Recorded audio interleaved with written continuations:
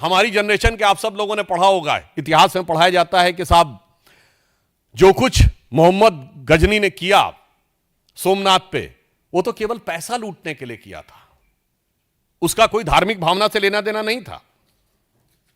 और इतना ही नहीं, और इसका स्रोत कहां से आता है? पंडित जवाहरलाल नेहरू की डिस्कवरी ऑफ इंडिया। जो मूल एडिशन 1948 में छपा है उसमें 161 और बाद के एडिशन में 240 के आसपास आ जाता है, तो पेज नंबर वेरी कर सकता है, पर आप जाकर चेक कर सकते हैं। वो कहते हैं Mahmud was far more a warrior than a man of faith. Like many other conquerors he used to exploit the name of religion for its conquest. India was to him just a place from which he could earn the treasures and material. यानी वो कोई धार्मिक उन्मादी नहीं था, वो तो पैसा कमाने के लिए आया था, और उसके लिए भारत में आकर सिर्फ पैसा प्राप्त करना ही उसका उद्देश्य था। और आगे वो लिखते हैं कि वो कला का कितना बड़ा प्रेमी था कि जब वो मथुरा में एंटर करता है तो वो इतना प्रभावित हो जाता है वहां की स्थापत्य कला को देख के। The building interested him was so much impressed by the city of Mathura from Delhi. All about he wrote that there was 1,000 edifice from which the faith has fallen, nor it's likely the city attained the present.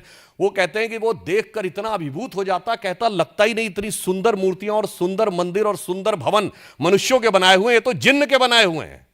और कहते देखिए जवाहरलाल नेहरू जी कहते हैं कि महमूद गजनी कितना कला का प्रेमी था, जबकि उन्होंने जिस बुक से लिया है वो उसके साथ आए हुए खुद के इतिहासकार उतबी ने अपनी किताब तारीख-ए-यामनी में लिखा है कि जिस समय उसने मंदिर पे कैप्चर कर लिया और वहां के समस्त पुरोहित और राजा उनके पास गए और उन्होंने कहा कि शिवलिंग को खंडित मत करिए, इसके बदले में हम आपको लाखों स्वर्ण मुद्राएं देंगे। और उनके एडवाइजर्स को लगा कि ये एक अच्छा मौका है, हमें एक पत्थर से क्या लेना देना है, अगर इतना मिलता है तो ये खुद महमूद गजनी के साथ आए हुए इतिहासकार जिससे ये प्रेरणा ले रहे हैं नेहरू जी और उनके बाद उनके गोत्र के समस्त इतिहासकार। वो क्या लिखता है? कहता महमूद ने मना कर दिया।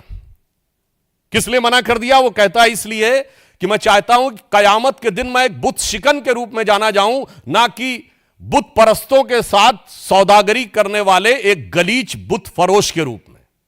यानी शुद्ध हिंदी में कह देता हूं, अर्थात मैं चाहता हूं कि कयामत का दिन आए तो मेरी ख्याति हो कि मैंने मूर्ति भंजक के रूप में मेरी ख्याति हो, ना कि मूर्ति पूजकों के साथ सौदागरी व्यापार करने वाले एक नीच इंसान के रूप में।